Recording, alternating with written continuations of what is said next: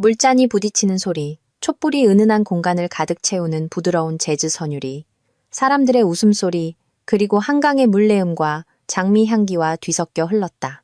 강민준이 내 쪽으로 몸을 기울여 내 술잔에 무언가를 몰래 넣었다. 그는 내가 못 봤을 거라고 생각했다. 그저 내가 미소 지으며 잔을 들 거라고 생각했다. 하지만 난 일부러 다른 잔을 집어들었고 오늘 밤 그가 오랜 직장 동료라고 불렀던 여자에게 상냥하게 건넸다. 오늘 밤 누군가는 배신이라는 것을 맛보게 될 것이다. 이 이야기를 어디서 듣고 계신가요? 댓글로 여러분의 도시를 남겨주세요. 그리고 더 많은 실화 복수극을 원하신다면 구독과 좋아요 잊지 마세요. 제 이름은 서지연, 38세의 재무상담사로 서울에 살고 있습니다. 저는 언제나 집안의 계획가였죠. 스프레드시트를 만들고 논리적이고 충실한 그런 타인 말입니다. 15년간의 결혼 생활 대부분 동안 저는 완벽한 파트너를 가졌다고 생각했습니다. 제 남편 강민주는 사람들이 보자마자 신뢰하는 그런 남자입니다. 날렵한 턱선, 깔끔한 미소, 잘 빠진 정장, 그리고 투자자들이 귀 기울이게 만드는 차분한 목소리. 그는 맨손으로 의료기기 회사를 일구었고 그와 함께 우리의 삶도 만들어갔습니다.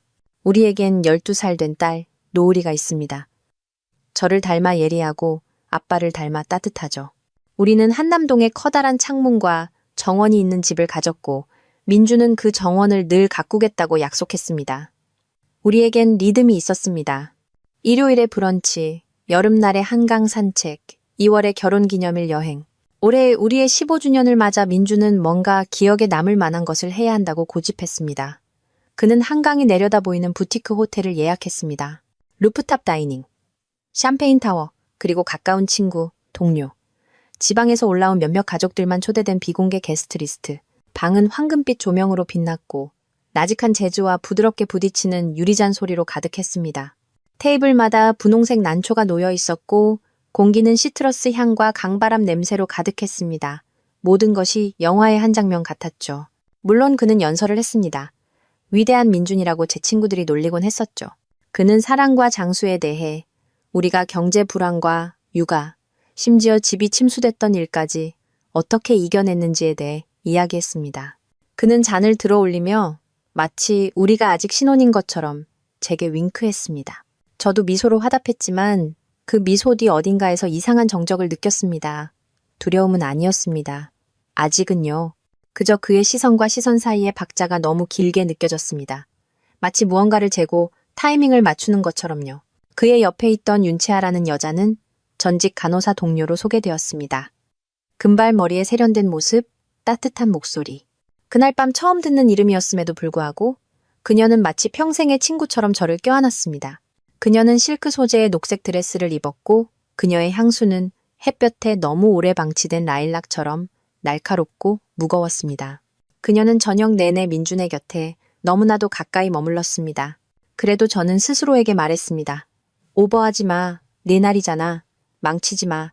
저는 그들이 굴을 먹으며 웃는 모습을, 민준이 그녀의 손목에서 빵 부스러기를 털어주는 모습을, 그녀가 잔을 들어 마시고는 아주 약간 느리게 미소 짓는 모습을 지켜봤습니다. 그리고 그때 저는 봤습니다. 그가 주머니에서 무언가를 손바닥에 감추고 마치 연기의 일부인 것처럼 제 샴페인 잔 쪽으로 기울이는 것을. 어쩌면 그건 정말 연기였을지도 모릅니다. 그는 제가 알아채지 못할 거라 생각했습니다. 그저 제가 계속 미소 지을 거라고 생각했죠. 그는 제가 이미 몇 주 전부터 그를 믿지 않게 되었다는 걸 몰랐습니다. 그는 이 파티가 곧 잘못된 이유로 잊을 수 없는 밤이 될 거라는 걸 몰랐습니다. 다른 모두가 사랑을 축하하는 동안 저는 제 사랑이 실시간으로 녹아내리는 것을 지켜보고 있었으니까요. 아직 케이크도 자르지 않았는데 말입니다. 하객들은 꽃으로 장식된 벽 앞에서 사진을 찍었고 웃음소리는 테라스 너머 부두에 부딪히는 파도처럼 방 안을 맴돌았습니다. 민준의 투자자 중 한 명이 은퇴한 외과 의사와 잔을 부딪혔습니다. 모두가 언제나처럼 그를 숭배하는 듯 했습니다. 왜 아니겠어요? 강민주는 잘 기획된 매력이었으니까요. 그는 시선을 어떻게 마주해야 하는지, 누군가에게 딱 맞는 칭찬을 어떻게 해야 하는지 알았습니다.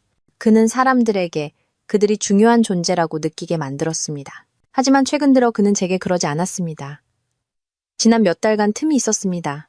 이야기의 틈, 스케줄의 틈, 흐지부지 끝나는 대화들, 리듬이 맞지 않는 키스들. 저는 그것을 스트레스, 일, 나이 탓, 진실을 제외한 모든 것의 탓으로 돌렸습니다. 오늘 밤까지는요. 오늘 밤 저는 샹들리에와 케이크 토퍼 아래에서 진실을 가까이서 보고 있었습니다. 오늘 밤 제 안에 무언가가 무너져 내렸습니다. 두려움이 아니라 명확함 속에서요. 그리고 그 명확함이 모든 것을 바꿀 것이었습니다. 무언가 잘못되었다는 것을 처음 안 것은 어느 월요일이었습니다. 민주는 또 늦게 집에 돌아왔습니다.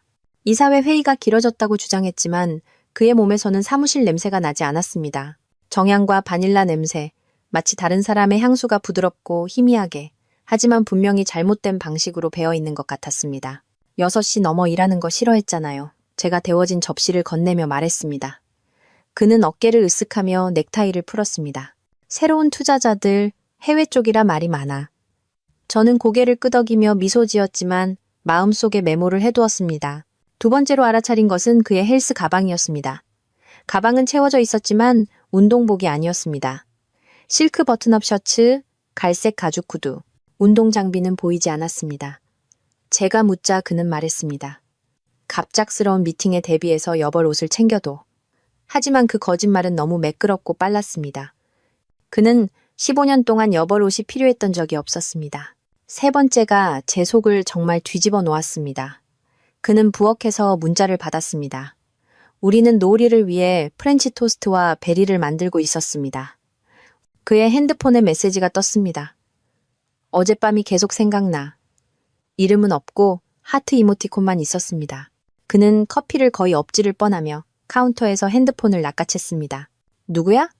제가 묻자 그는 씩 웃었습니다. 조달팀의 박대리, 걔 좀 드라마틱해. 저녁 데이트 망쳤나봐. 저는 그를 믿고 싶었습니다. 정말로요.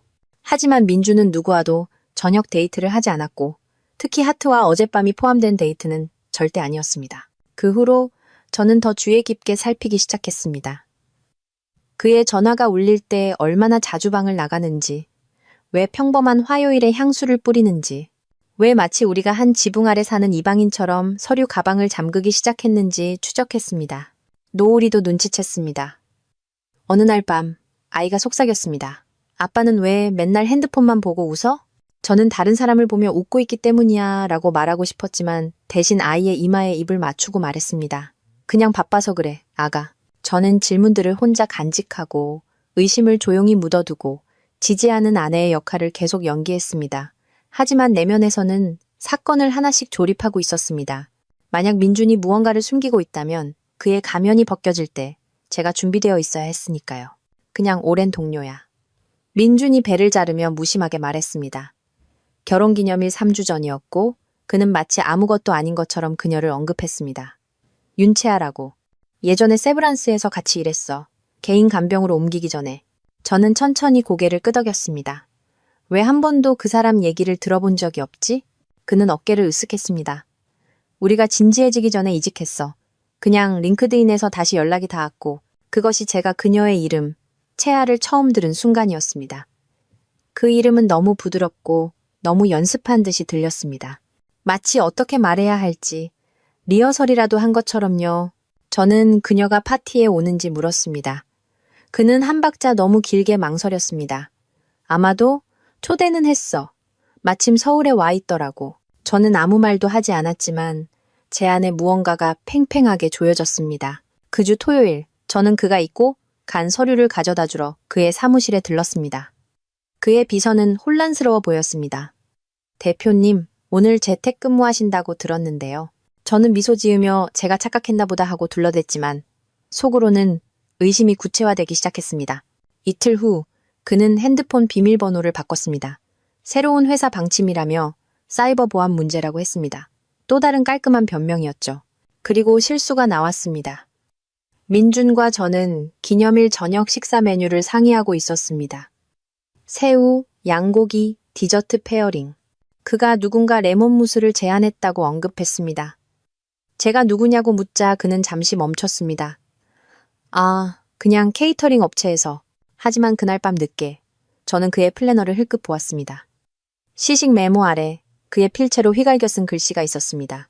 채아는 시트러스 계열을 좋아함. 저는 잉크가 번질 때까지 그 줄을 쳐다보았습니다. 채아, 케이터링 업체가 아니었습니다. 애칭, 짧고 친밀한, 당신이 거의 모르는 사람을 부르는 방식이 아니었죠. 저는 그에게 따져 묻지 않았습니다.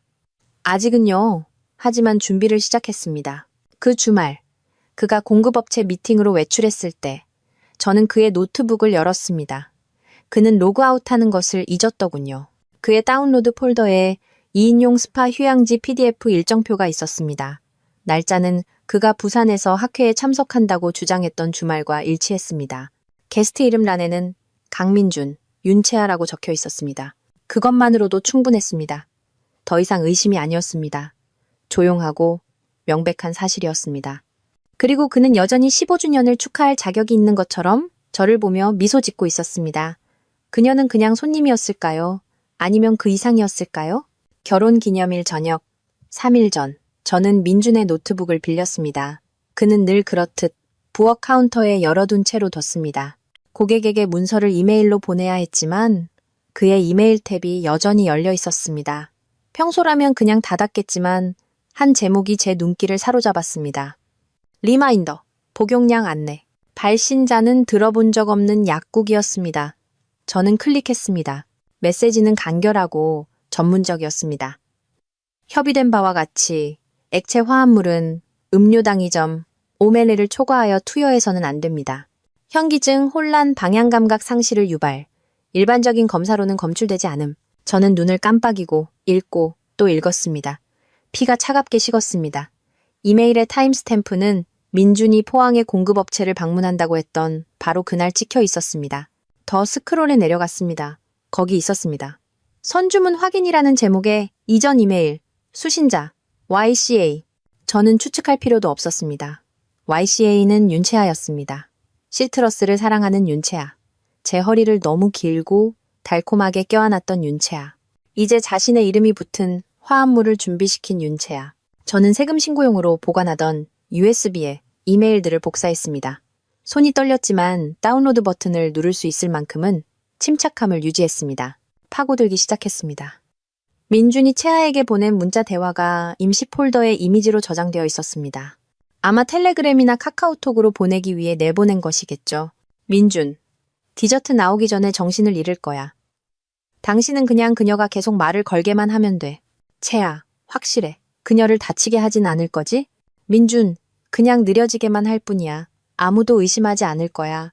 그럼 우린 옵션에 대해 얘기할 수 있어. 옵션. 무슨 옵션? 저는 노트북을 쾅 닫았습니다. 심장이 냉장고 소음을 덮을 정도로 크게 뛰었습니다. 입이 바싹 마르고 피부가 뼈에 비해 너무 꽉 끼는 느낌이었습니다. 그들은 그냥 바람을 피우는 게 아니었습니다. 무언가를 계획하고 있었고 제가 그 장애물이었습니다. 그날 밤 잠을 이룰 수 없었습니다. 저는 제가 인생을 함께 쌓아온 남자 옆에 누워 그가 시계를 보고 있는지 제가 쓰러질 순간을 상상하고 있는지 궁금해했습니다. 저는 행동해야 한다는 것을 알았지만 먼저 저녁 식사를 무사히 마쳐야 했습니다. 만약 당신이 그 메시지를 봤다면 어떻게 하시겠습니까? 가장 힘든 부분은 불륜을 발견한 것이 아니었습니다. 심지어 약물도 아니었습니다.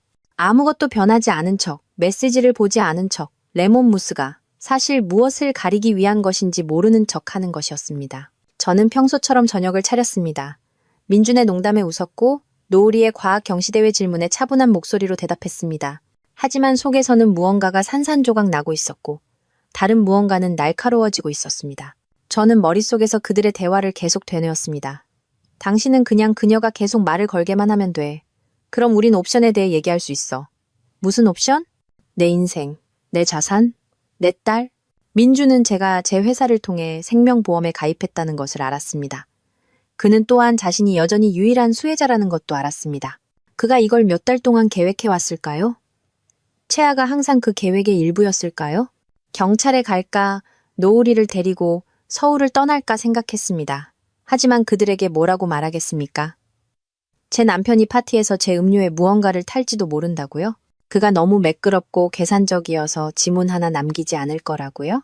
아니요, 더 많은 것이 필요했습니다. 모두가 그가 진짜 어떤 사람인지 보게 해야 했습니다. 저뿐만이 아니라요. 그래서 저는 계획했습니다. 미소를 리허설하고 거울 앞에서 웃음을 연습했습니다. 오래된 USB를 찾아 깨끗이 지우고 이메일, 스크린샷, 약국 주문서, 휴양지 예약 내역 등 모든 것을 담았습니다. 립스틱과 구강 청결제 바로 옆 제 클러치백에 숨겨진 공간에 그것을 숨겼습니다. 제 오래된 핸드폰에 카메라 앱을 설치하고 제 지갑에서 찍을 각도를 테스트했습니다.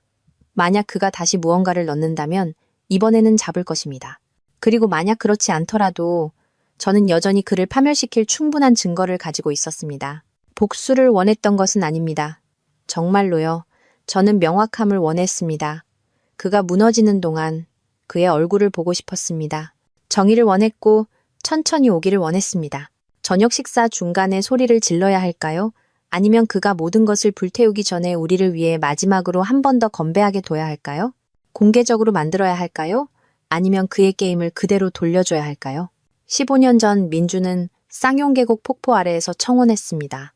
제 머리는 흠뻑 젖었고 드레스는 몸에 달라붙었고 그는 이끼 낀 바위 위에서 떨리는 손으로 무릎을 꿇었습니다. 그는 말했습니다. 영원히 당신을 지켜줄게. 저는 그를 믿었습니다. 그는 제 가장 안전한 장소였습니다. 그가 제가 벗어날 수 없는 위험이 되기 전까지는요. 결혼 기념일 전날 밤 저는 옷장에 처박혀 있던 오래된 결혼 앨범을 발견했습니다. 몇 년 동안 열어보지 않았었죠. 페이지마다 미소와 약속, 그리고 제 발밑에서 뿌리내리고 있는 줄도 몰랐던 거짓말들이 가득했습니다. 우리가 춤추는 사진 위로 손가락을 스쳤습니다. 그의 손은 제 허리에, 제 눈은 감겨 있었죠. 믿으면서. 저는 울지 않았습니다. 눈물은 슬픔을 위한 것입니다. 이것은 더 이상 슬픔이 아니었습니다. 정밀함이었습니다. 저는 복도 거울에 비친 제 모습을 보았습니다. 피곤해 보였지만 불을 통과하고 깨끗하게 나온 강철처럼 날카로워 보였습니다. 저는 소리를 내어 속삭였습니다. 들어보기 위해서요. 넌 이기지 못해. 그는 제가 모든 것을 찾았다는 것을 몰랐습니다. 그는 USB가 이미 행사 음향 부스에 숨겨져 있다는 것을 몰랐습니다. 그는 제가 이미 변호사와 이야기했고 만약 제게 무슨 일이 생기면 파일 사본이 암호화되어 이메일로 전송되도록 예약되어 있다는 것을 몰랐습니다. 그는 여전히 자신이 통제하고 있다고 생각했습니다. 하지만 내일 밤 저는 그에게 상기시켜 줄 것입니다. 저는 더 이상 그가 결혼했던 그 여자가 아니라고. 그리고 저는 조용히 사라지지 않을 것이라고. 결혼기념일 당일 저는 해가 뜨기 전에 일어났습니다. 민주는 이미 나가고 없었습니다. 그는 카운터에 메모를 남겼습니다. 미팅이 늦어졌어. 오늘 밤에 봐. 금색으로 입어줘. 그는 끝에 하트까지 그렸습니다. 저는 그 종이를 쳐다보다가 쓰레기통에 버렸습니다. 금색. 물론이죠. 그가 저를 침묵 속에 묻으려 할 때 저는 금색을 입을 겁니다. 아침 식사 대신 저는 노트북 앞에 앉아 백업 스케줄을 최종 마무리했습니다. 이메일, 문자, 약국 기록에 암호화된 사본은 세 곳에 저장되었습니다. 하나는 제 사무실에 숨겨진 드라이브에, 하나는 오후 10시 15분에 자동 발송되도록 설정된 예약 이메일에, 그리고 하나는 이미 행사장 음향 시스템, 콘솔 안에 숨겨진 USB에 있었습니다. 이틀 전 만약을 대비해 변호사와 이야기했습니다. 그녀는 모든 세부 사항을 알지는 못했지만 충분히 알고 있었습니다. 만약 제가 자정까지 그녀에게 연락하지 않으면 그녀는 긴급 보호 신청을 하고 우리의 공동 자산을 동결할 것이었습니다. 제 목소리는 차분했고 손은 떨리지 않았습니다. 더 이상 두렵지 않았습니다. 저는 전쟁을 준비하고 있었습니다. 정오쯤 저는 부티크 호텔에 있었습니다. 루프탑은 반짝이는 조명과 은테를 두른 유리잔들로 꾸며지고 있었습니다. 한강은 유리 난간 너머로 봄 햇살을 받아 반짝였습니다. 저는 미소로 행사 코디네이터에게 인사하고 민준의 것이 아닌 제 플레이리스트를 건넸습니다. 아무도 보지 않을 때 저는 DJ 부스 뒤로 슬쩍 들어가 스피커 콘솔의 뒷면 패널을 열고 볼륨 조절기 바로 뒤 깊숙한 곳에 USB를 테이프로 붙였습니다. 그리고는 아무 일 없었다는 듯이 걸어 나왔습니다. 오후 5시쯤 하객들이 도착하기 시작했습니다.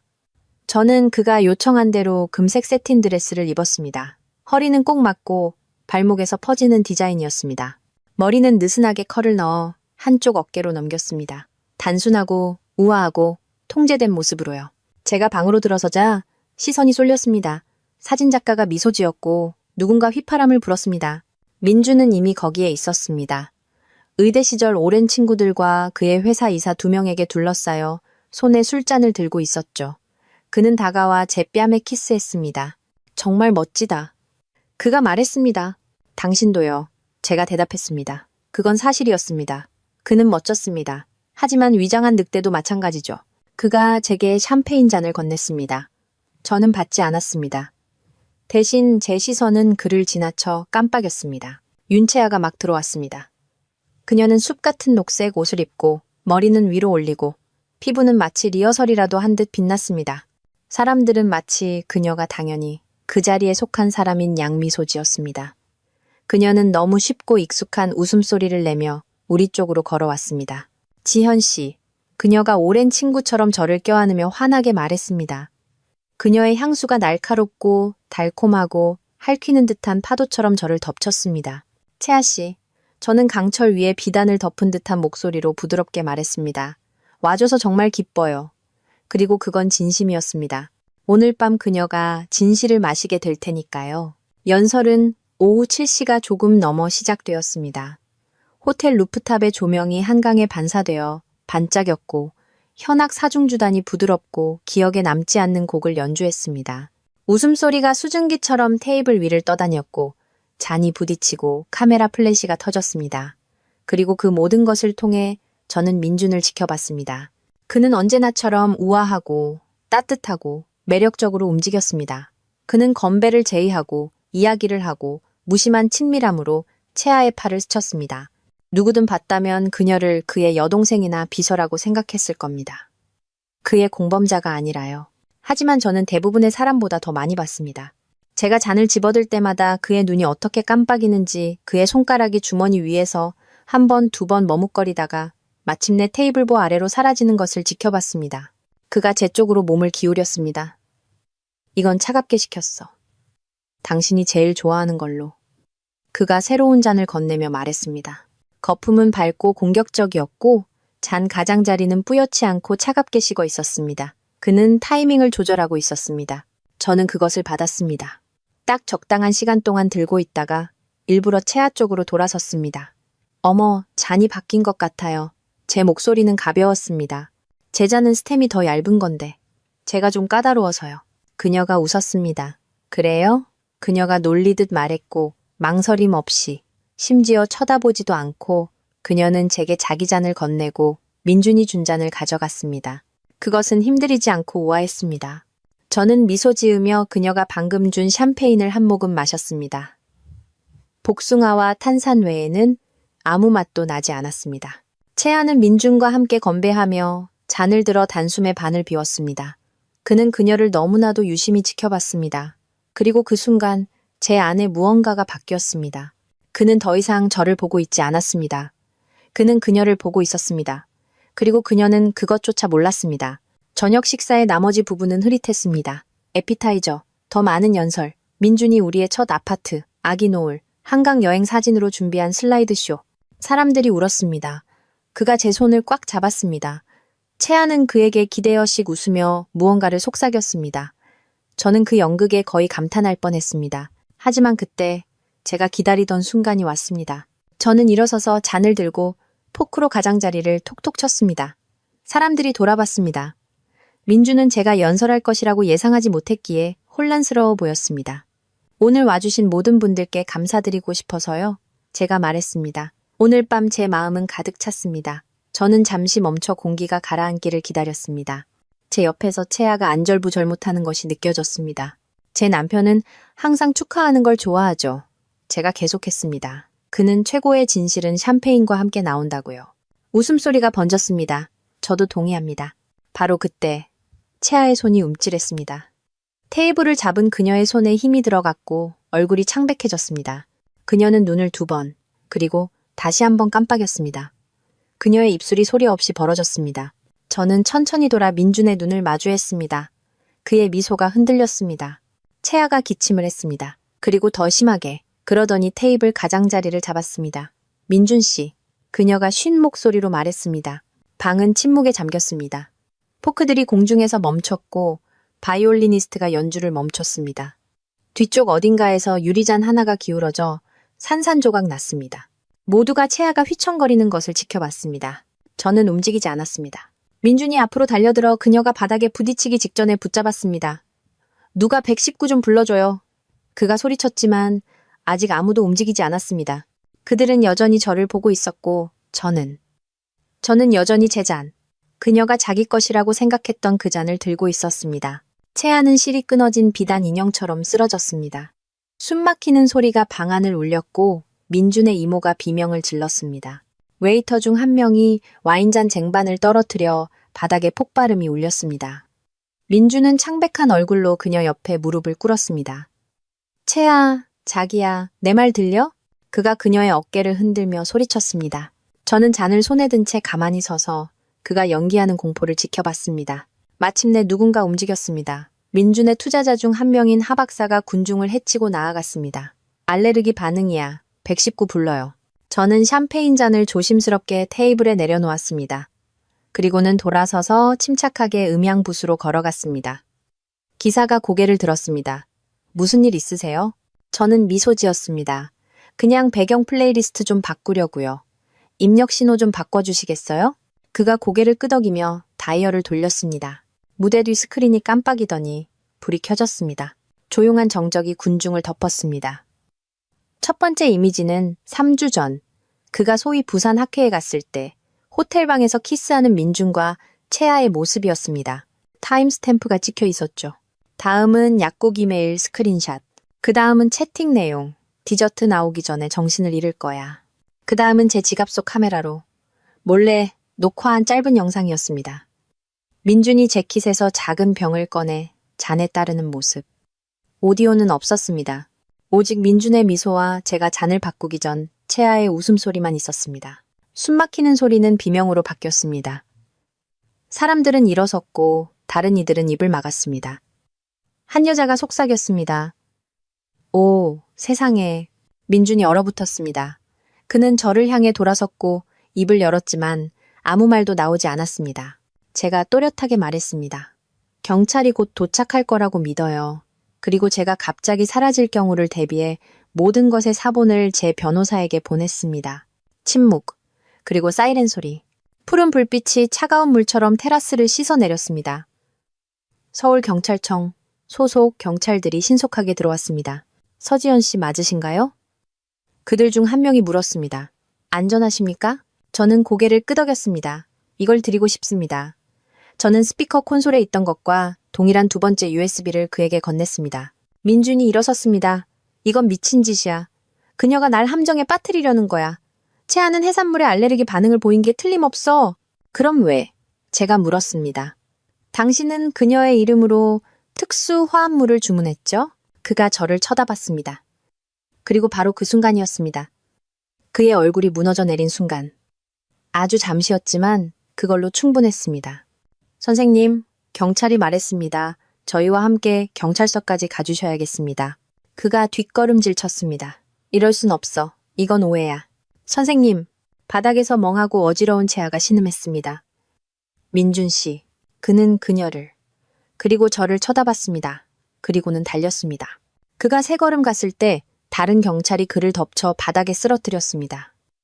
테라스 전체가 비명을 질렀고 의자가 넘어지고 누군가 케이크 서버를 떨어뜨렸습니다. 바이올리니스트는 활을 공중에 든 채 얼어붙어 앉아 있었습니다. 그들은 바로 그 자리에서 대리석 타일에 얼굴이 눌린 채 그에게 수갑을 채웠습니다. 그리고 그 모든 것을 통해 저는 미동도 없이 서 있었습니다. 의기양양하지도 화나지도 않은 채 그저 굳건하게. 나중에 군중이 흩어지고 경찰이 증거를 수집할 때 그들 중 한 명이 제게 다가와 말했습니다. 현명하셨네요. 대부분의 사람들은 얼어붙거든요. 사건을 만드셨군요. 저는 고개를 끄덕였습니다. 그녀가 저걸 마셨어야 했어요. 제가 속삭였습니다. 그가 눈을 깜빡였습니다. 그럼 당신이 그녀의 목숨을 구한 거군요. 아니요, 제가 조용히 말했습니다. 저는 그저 그가 저를 위해 만든 것을 그녀에게 줬을 뿐이에요. 민준이 끌려나갈 때 저는 마지막으로 그의 눈을 마주했습니다. 그는 애원하지도 소리치지도 않았습니다. 그는 그저 질 거라고는 전혀 예상하지 못했던 남자의 얼굴을 하고 있었습니다. 사람들이 제 뒤에서 웅성거리기 시작했습니다. 어떤 이들은 공포에 질려 쳐다봤고 다른 이들은 감탄하며 바라봤습니다. 온라인에서는 나중에 논쟁이 폭발할 것이었습니다. 나는 악마였을까? 아니면 공정했을까? 경찰들이 민준을 일으켜 세웠습니다. 손은 등 뒤로 단단히 수갑이 채워져 있었고 그의 턱시도 재킷은 뒤틀리고 칼라는 비뚤어졌으며 머리카락은 그가 연기하던 남자와 어울리지 않게 이마 위로 헝클어져 있었습니다. 사람들이 쳐다봤습니다. 낯선 사람들뿐만 아니라 그의 친구들, 그의 투자자들, 한때 그의 도덕적 잣대에 건배했던 이사회 임원은 이제 손에 든 와인잔을 떨며 얼어붙어 있었습니다. 채아는 산소 마스크를 쓴 채 들것에 실려 나갔습니다. 그녀는 민준을 향해 손을 뻗으려 했지만 손은 힘없이 떨어졌습니다. 그의 회사에서 온 제가 거의 모르는 한 여자가 제 옆으로 다가왔습니다. 믿을 수가 없어요. 우린 당신들 두 사람이 완벽하다고 생각했어요. 그녀가 속삭였습니다. 완벽함은 꾸미기 쉽죠. 제가 대답했습니다. 박수 소리는 없었습니다. 충격에 찬 숨소리도 이제는 없었습니다. 오직 루프탑 위로 제처럼 내려앉는 현실의 무게뿐이었습니다. 민주는 사라졌고 채아도 사라졌습니다. 제 뒤에 스크린이 한 번 더 깜빡이더니 검게 변했습니다. 저는 군중을 향해 돌아섰습니다. 어떤 사람들은 제 눈을 마주치지 못했고 다른 사람들은 마치 저를 처음 본 것처럼 마치 제가 동화 같은 결혼 생활의 이미지에 칼을 꽂았는데 그들이 저에게 감사해야 할지 두려워해야 할지 확신하지 못하는 것처럼 제 시선을 붙잡았습니다. 구석에서 제 가장 친한 친구 혜진이 혼란을 뚫고 다가오는 것을 보았습니다. 그녀는 제 어깨에 쇼를 둘러주었습니다. 노을이는 아래층에 내 남편이랑 같이 있어. 괜찮아. 아무것도 못 봤어. 저는 숨을 내쉬었습니다. 무릎이 거의 꺾일 뻔했습니다. 두려움 때문이 아니라 안도감 때문이었습니다. 왜냐하면 그것이 무엇보다도 제 가장 큰 공포였으니까요. 독약도 스캔들도 아닌 제 딸이 자기 아빠가 생중계로 무너지는 것을 볼지도 모른다는 것. 괜찮구나. 제가 부드럽게 반복했습니다. 혜진이 제 팔을 꽉 잡았습니다. 경찰관 중 한 명이 돌아왔습니다. 훈련된 요원들보다 더 잘 대처하셨습니다. 15년 동안 준비할 시간이 있었어요. 제가 대답했습니다. 그가 희미하게 미소 지었습니다. 그는 아무 말도 하지 않습니다. 벌써 변호사를 선임했고요. 예상했습니다. 다음엔 어떻게 되나요? 제가 물었습니다. 공식적으로 기소할 겁니다. 살인미수, 사기, 공모. 그녀가 입을 열면 더 많아질 수도 있고요. 그녀는 말할 거예요. 제가 말했습니다. 그가 잠시 멈췄습니다. 어떤 사람들은 이게 극단적이었다고 말할지도 모릅니다. 저는 그를 쳐다봤습니다. 제가 그 잔을 마셨으면 더 좋았을까요? 그는 아무 말도 하지 않고 그저 한번 고개를 끄덕였습니다. 루프탑이 비워지면서 저는 뒤에 남았습니다. 차가운 공기가 제 피부를 파고들게 하고 폭풍 후에 침묵이 가라앉게 내버려 두었습니다. 멀리서 길거리에서 카메라 플래시가 터지기 시작했습니다. 기자들이 도착하고 있었습니다. 저는 움찔하지 않았습니다. 테이블에서 마지막으로 손대지 않은 잔을 집어들고 여전히 반짝이는 조명이 있는 하늘을 향해 들어 올렸습니다. 생존을 위하여 제가 조용히 말하고 마지막 남은 것을 마셨습니다. 복숭아 향, 날카롭고 깨끗한, 독은 없었고 오직 마무리뿐이었습니다. 어떤 사람들은 제가 너무 멀리 갔다고 하고 다른 사람들은 정이라고 부릅니다. 당신은 어느 편에 서시겠습니까? 민주는 플리바겐 형량 협상을 받아들였습니다. 사개의 중범죄 혐의, 징역 5년, 가석방 없음. 그는 회사, 집, 그리고 그가 과거에 연기했던 사람이라는 환상을 포기했습니다. 채아는 재판 직후 서울에서 사라졌습니다. 동부 해안으로 돌아갔다는 소문이 돌았습니다. 부산일 수도 강릉일 수도 있었죠. 저는 신경 쓰지 않았습니다. 그녀는 더 이상 위협이 아니었고 제가 더 이상 원하지 않는 삶의 연락처 목록에서 지워버린 이름일 뿐이었습니다. 언론은 축제 분위기였습니다. 재벌 총수의 결혼기념일 독살 음모, 아내에 의해 좌절되다. 저는 3주째부터 헤드라인을 읽는 것을 그만두었습니다. 노을이는 자세한 것을 묻지 않았지만 알고 있었습니다. 아이들은 항상 알죠. 어느 날 밤 아이는 저를 쳐다보며 말했습니다. 곁에 있어줘서 고마워요. 그 말이 다른 어떤 것보다 저를 무너뜨렸습니다. 우리는 한남동에서 이사했습니다. 새로운 아파트, 새로운 학교, 새로운 토요일의 일상. 저는 다시 그림을 그리기 시작했습니다. 대학 이후로 하지 않았던 일이었죠. 살아남는다는 것이 어떻게 자신에게서 잊었던 부분들을 다시 찾게 만드는지 이상합니다. 가끔 제가 가게에 들어서면 사람들이 여전히 속삭입니다. 어떤 이들은 시선을 피하고 어떤 이들은 마치 제가 그들이 용기를 내고 싶어 했던 대담한 일을 한 것처럼 고개를 끄덕입니다. 저는 그들이 궁금해하는 것을 탓하지 않습니다. 복수는 항상 대가를 치르니까요. 하지만 침묵, 그것은 저에게 더 큰 대가를 치르게 했을 겁니다. 민주는 제 인생에서 저를 지우려 했습니다. 그는 한 가지를 과소평가했습니다. 저는 그냥 그의 아내가 아니었습니다. 저는 제 자신의 증인이었고 제 자신의 무기였습니다. 그리고 순간이 왔을 때 저는 망설이지 않았습니다. 복수를 위해서가 아니라 명확함을 위해, 생존을 위해, 제 딸을 위해. 만약 당신이 이처럼 배신당한 적이 있다면 당신은 알 겁니다. 그리고 만약 그렇지 않다면 절대 겪지 않기를 바랍니다. 하지만 만약 조용히 있거나 자신을 구하는 것 중 하나를 선택해야 한다면 당신은 무엇을 선택하시겠습니까? 아래에 알려주세요. 그리고 이 이야기가 당신의 마음에 남았다면 구독을 눌러주세요. 때로는 악몽을 끝내는 유일한 방법은 그것을 직접 서술하는 것이니까요.